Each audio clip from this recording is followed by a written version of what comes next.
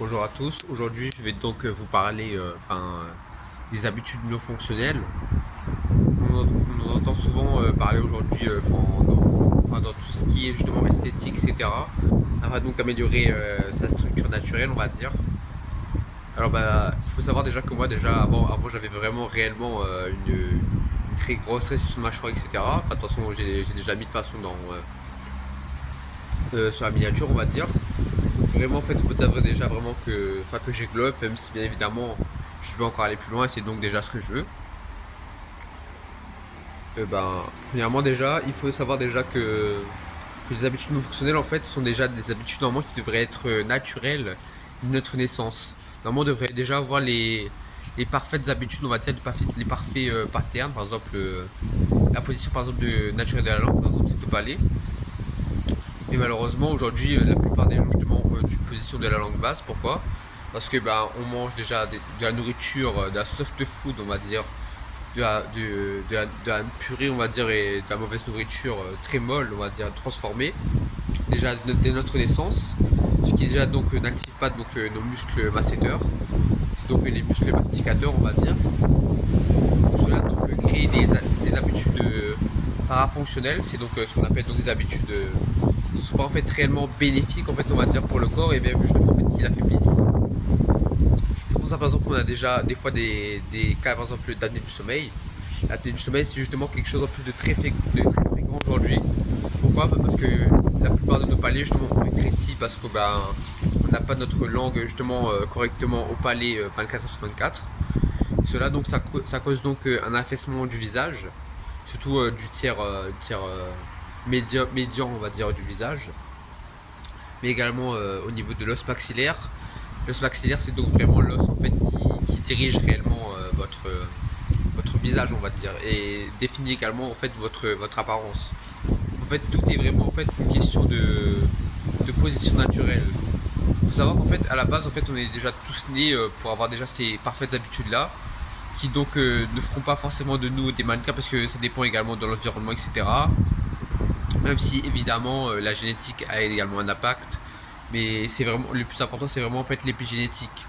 Enfin, l'épigénétique, en fait, votre mode de vie, etc. C'est vraiment lui en fait qui dictera même en fait comment justement, quelles habitudes justement vous allez avoir. Et ça justement, ça commence déjà dès la naissance et même avant la naissance.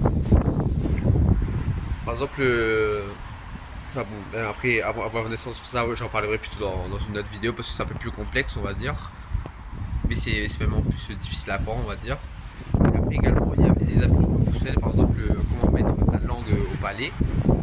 Premièrement, on appelle déjà le doing, qui est par exemple ici. Le but, c'est donc déjà de poser donc inconsciemment sa langue vraiment plaquée contre son palais constamment.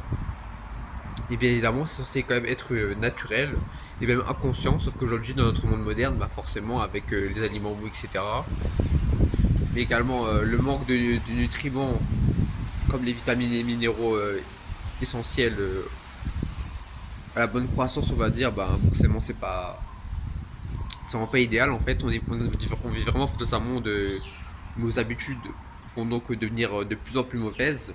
Les gens vont commencer à respirer par la bouche. On voit déjà de nombreux cas d'apnée du sommeil, qui sont en plus corrélés également avec de l'obésité, etc. Pourquoi? Parce que les gens ont de plus en plus de mauvaises habitudes, de part déjà qui ont déjà commencé à cause déjà de l'alimentation déjà depuis notre naissance, mais également d'outils également censés justement aider par exemple les bébés. Par exemple, on va dire qu'aujourd'hui, tous les bébés par exemple portent des tétines, on va dire. Donc en fait, cette tétine en fait, elle empêche justement en fait la langue de correctement se d'avoir en fait la place normalement en fait justement qui devrait avoir au sein de notre bouche, on va dire, justement plaqué au palais, justement comme j'en parlais précédemment. Après la tétine, il y a également le fait également de vouloir absolument que son enfant marche le plus vite possible. Mais en fait, il faut déjà en fait que les enfants en fait apprennent déjà en fait à marcher déjà par eux-mêmes, déjà à quatre pattes, parfaitement, avant de savoir marcher par eux-mêmes justement. Parce qu'en fait, si en fait on les force, etc., après ils auront justement des problèmes en fait lors de leur croissance. C'est pour ça que par exemple on peut observer par exemple de nombreuses personnes qui marchent avec des pieds de canard également, des pieds de canard, etc., les pieds écartés. Tout ça parce qu'en fait bah, c'est leurs habitudes, ce sont des habitudes inconscientes qu'ils ont eu à travers donc de mauvaises habitudes à la fois environnementales, mais également imposées en fait déjà depuis leur naissance, même inconsciemment par leurs parents qui ne se rendent même pas compte en fait de ce qu'ils font en fait à leurs enfants et qui donc affaiblissent vraiment très grandement leur potentiel génétique, mais également leur développement durant la croissance. En tout cas, j'espère qu'en tout cas ça vous aura vraiment servi.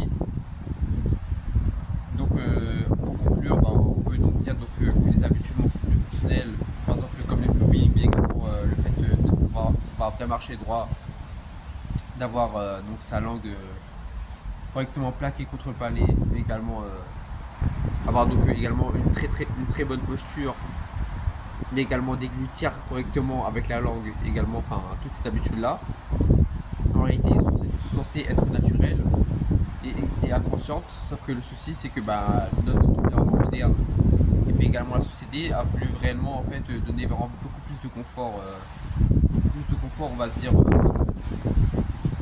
générations futures, ce qui a donc affaibli en fait justement notre potentiel et également les habitudes en fait justement qui permettent donc une pleine croissance de l'os, mais également un fonctionnement harmonieux on va dire du corps. J'espère qu'en tout cas cette vidéo vous aura plu et vous aura ouvert les yeux sur le monde dans lequel on vit et également sur les habitudes qu'on doit donc se forcer à retrouver afin justement d'atteindre notre plein potentiel à la fois physique mais aussi mental pour également avoir plus de confiance en nous et également être en pleine forme physique